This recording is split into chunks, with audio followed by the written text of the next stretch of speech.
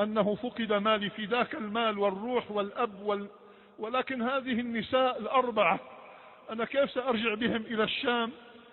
كيف سأرجع بهم والآن هذول ما يعرفون ولا يصبرون؟ وهل يضام نزيلكم؟ هل يضام؟ ما يضام النزيل عند الحبيب، لا والله لا يضام، لا في الدنيا ولا في الآخرة. قال ثم أخذتني، نمت.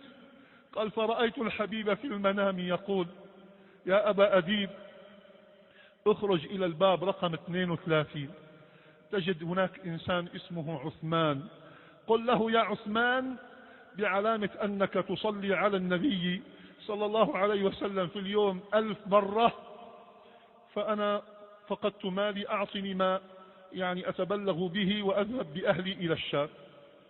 قال فانتبهت من النوم، انتبهت من النوم. قال وعرفت أن النبي صلى الله عليه وسلم قال من رآني فقد رآني فإن الشيطان لا يتمثل بي. قال فقمت إلى الباب رقم 32 نصدق رسول الله، قمت نظرت في باب رقم 2 قال في باب 32، أنا ماني متذكر الرقم يعني بس على سبيل المثال. قال فقلت سؤال عم بسألهم وين في واحد هون اسمه عثمان؟ قالوا أشاروا إليه، قال هذا اسمه عثمان. قال فأتيت إليه قلت يا عثمان أنا اسمي أبو أديب، جئت من الشام معي 4 نساء، حججت وصلت إلى هنا، أخذوا مني مالي، ضاقت بي الأرض بما رحبت، جلست في الروضة رأيت رسول الله صلى الله عليه وسلم يقول لي اذهب إلى عثمان وقل له رسول الله يسلم عليك، رسول الله يسلم عليك، ويقول لك بعلامة أنك تصلي عليه في اليوم 1000 مرة، أعطني مال أنا أذهب به إلى الشام. قال ما تقول هنا؟ تعال تعال.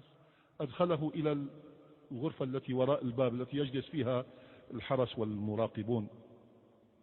قال هات شوف شو قصتك؟ قال أنا أبو أديب جئت من الشام معي 4 نساء، فقد مالي، ذهبت إلى الروضة رأيت رسول الله صلى الله عليه وسلم قال اذهب إلى أبي أديب واذهب إلى عثمان وقل له رسول الله يسلم عليك، ضع مني المال، أعطني ما أتبلغ به إلى الشام. قال هذا الكلام ما ينفع هنا، سنذهب إلى البيت. ركبوا بالسيارة. قال خبرني ماذا حدث معك؟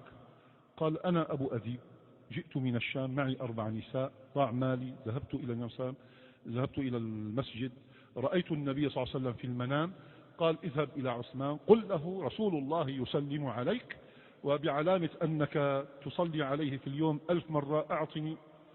قال حتى نصل إلى البيت. دخلوا إلى البيت. قال جلسوا، أتى له بماء وكذا. يا خبرني قصتك.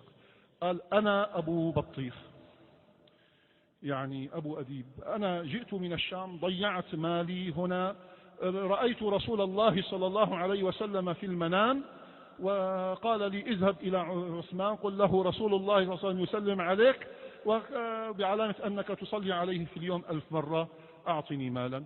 قال لا ما في كلام، الكلام بعد الغداء. تغدوا بعد الغداء. قال له هون حطنا، تعال هات شوف اشرح لي قصتك. قال أنا ما عاد بدي قصة، إما أن تعطيني وإما أن تصرفني، أنا عم بحكي لك صار 10 مرات صرت عايد الكلام. قال يا هذا والله لقد صدقتك من المرة الأولى، لقد صدقتك من المرة الأولى، فوالله لا يعلم أني أصلي عليه في اليوم 1000 مرة إلا الذي أخبرك. ما حدا يعرف، علامة واثقة، علامة واثقة. قال ما أحد، صدقتك ولكني أحببت أن أستزيد سماع منك رسول الله يسلم عليك. رسول الله قل له يا عثمان رسول الله يسلم. قال مشان الله كمان مرة قل لي رسول الله يسلم عليك وخذ المال، خذ ما تشاء، خذ ما تشاء، ويأتي الفرج والإكرام والإنعام لأمة تحمل في قلبها حب النبي صلى الله عليه وسلم. عندك وسيلة، كم بينك وبين الحبيب؟ معك اليوم